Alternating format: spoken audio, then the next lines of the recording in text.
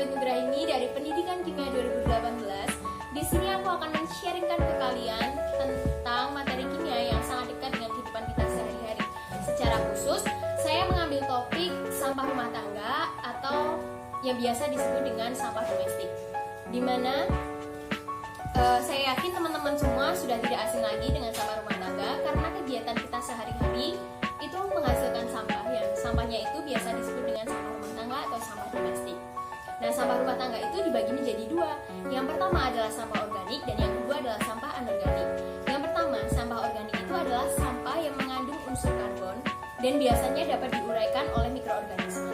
Sampah organik itu contohnya adalah feses, kemudian urin kita yang mengandung nitrogen dan juga fosfor, kemudian sisa-sisa makanan, kayu, kertas, air sisa cucian deterjen, minyak goreng bekas, dan lain sebagainya. Kemudian yang kedua adalah sampah anorganik. Sampah anorganik ini adalah sampah yang tidak mengandung unsur karbon. Dan sampah anorganik ini biasanya sulit diuraikan oleh mikroorganisme. Sebagai contoh adalah logam.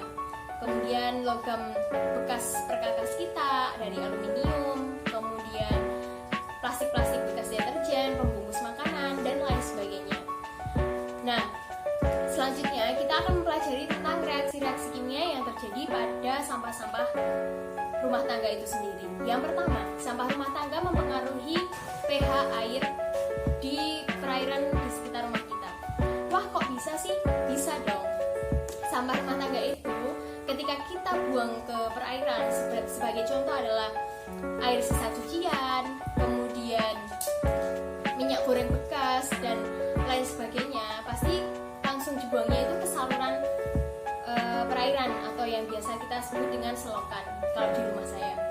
Nah, itu akan mempengaruhi pH air, di mana ketidakseimbangan pH di dalam air yang sudah tercemar limbah sampah rumah tangga itu dipengaruhi oleh adanya senyawa anorganik yang terdapat di dalamnya yang mempengaruhi perubahan pH secara drastis. Jadi, adanya senyawa anorganik itu akan mengubah pH secara drastis dalam perairan.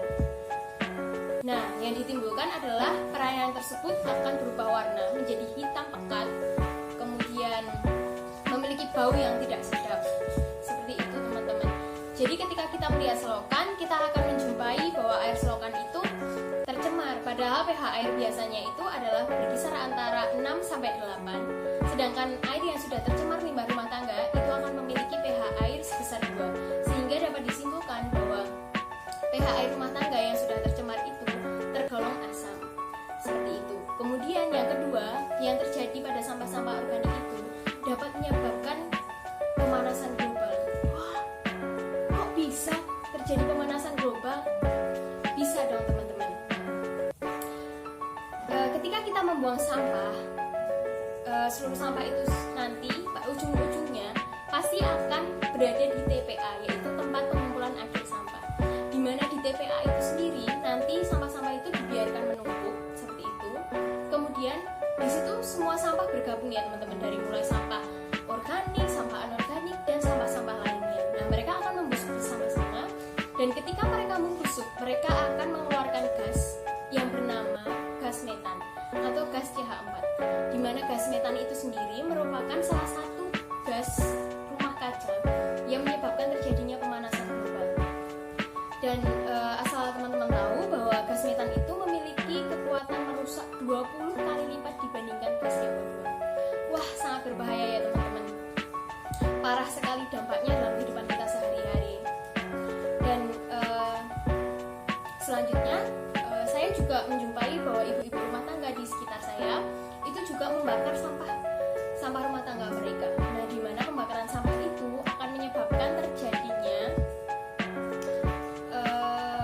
gas CO2 yang dapat merusak atmosfer. Nah, kemudian langkah mencegahnya yaitu kita bisa menggunakan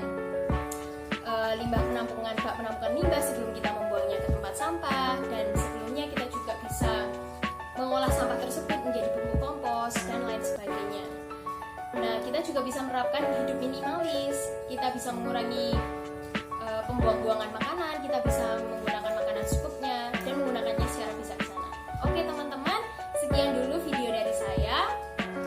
Kurang lebihnya saya mohon maaf. Semoga ilmu yang saya sampaikan bisa bermanfaat. Jangan lupa